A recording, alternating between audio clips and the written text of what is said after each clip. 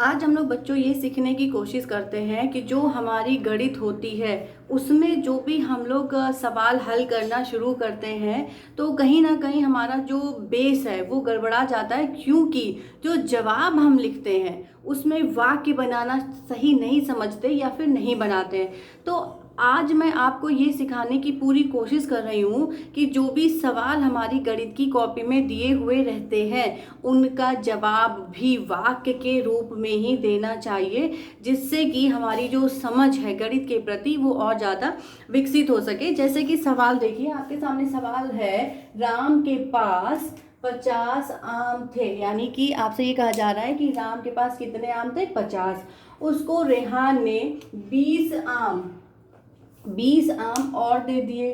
अब सवाल ये है कि उसके पास पहले से 50 आम थे, 20 आम रेहान ने दे दिए, तो उसके पास अब कुल कितने आम हो गए। तो इसका जवाब हम लोग 50 + 20 मतलब इस तरह से नहीं करेंगे कि सीधे लिख दिया 50 और 20 और जवाब लिख दिया 70। नहीं, हमको ये नहीं सीखना है। हमें ये सीखना है कि किस तरह से सेंटेंस भी बनाकर गणित के जवाब को और अच्छी तरीके से दे सकते हैं। जैसे कि आप देखिए, शुरुआत कैसे करेंगे।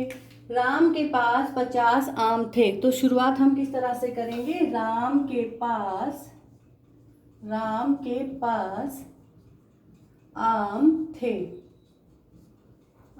थे बराबर कितने थे, 50। ठीक है। अब अगली बात आपसे क्या कही जा रही है, अगले वाक्य में, उसको रेहान ने 20 आम और दे दिए, यानी कि रेहान ने राम को आम दिए बराबर कितने दिए, 20। ठीक है। अब अगला आपसे पूछा जा रहा है, उसके पास कुल कितने आम हो गए। अब आप जवाब में देखिए, राम के पास कुल आम हो गए। अब क्या करेंगे, हो गए बराबर 50 उसके पास पहले से थे, 20 रेहान ने दे दिए, यानी हमको क्या करना है, जोड़ना है। 50 में 20 को जोड़ देना है। इसको नीचे इस तरह से भी हम लिख सकते हैं, 50 + 20। अब आप देखिए, 0 में 0 जोड़ा कितना आ गया, 0 आ गया। 2 में 5 जोड़ा कितना आ गया हमारा 7, यानी जवाब आपका ये आया 70। अब जवाब में हम क्या लिखेंगे, उसके पास कुल कितने आम हो गए, उसके मतलब राम। तो हम जवाब में लाएंगे, राम के पास कुल 70 आम हो गए। ठीक है।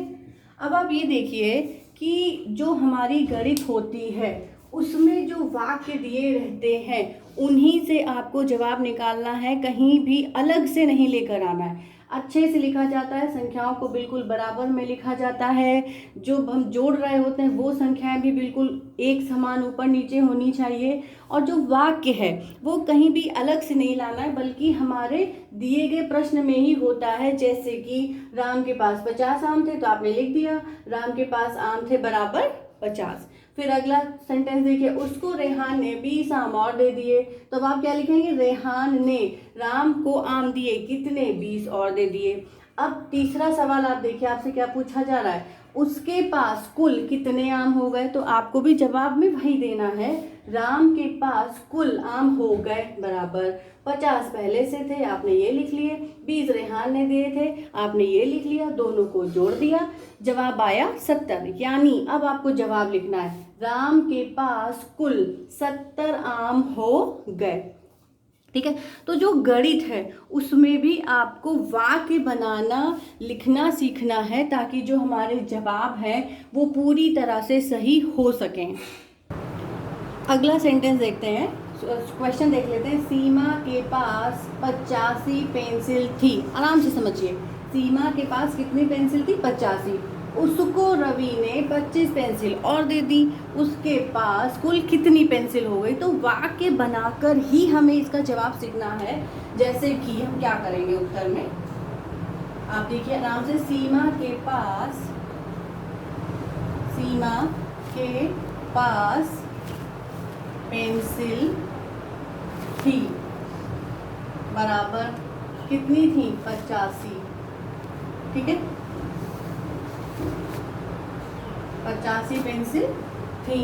अब क्या हुआ, उसको रवि ने 25 पेंसिल और दे दी। अब हम करेंगे, रवि ने सीमा को पेंसिल दी, बराबर कितनी दी थी? 25। ठीक, ये देखिए कितनी दी थी?